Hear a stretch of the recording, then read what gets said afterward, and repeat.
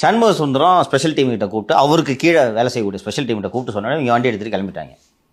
எப்படியாவது நகையை ரெக்கவரி பண்ணி கொடு, இவ்வளோதான் சொன்னது. சொன்ன உடனே தூக்கி வச்சு அட்டின்னு அடித்தது நம்ம அதை பார்த்தோம். இந்த நீதிமன்றத்தில் வாதிடப்பட்டது. கோயிலுக்கு பின்னாடி கோயில், அது ஹெச்ஆர்என்சி டெம்பிளாம். ஆமாம் ஆமாம் sir. HRNC assistant commissioner office ஒன்று இருக்குது, அதுக்கு பின்னாடி வச்சு அடிக்கிறாங்க, கம்மாக்கரையில் வச்சு அடிக்கிறாங்க, எல்லா இடத்தையும் அடித்து கொண்டு விட்டாங்க அவனை. இது முடிந்ததும் இதை மூடி மறைத்து விடலாம் என்று டேவிட்சன் நம்புகிறார்.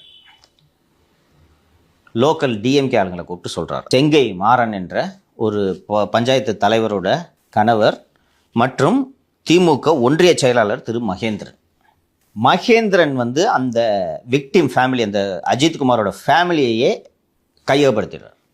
மொத்தம் 50 லட்சம் ரூபாய் பேசப்படுகிறது. நீங்கள் இதை பெரிதுபடுத்தக்கூடாது.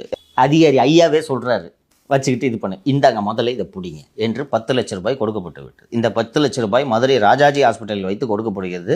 இதை பார்த்ததற்கு கண்ணால்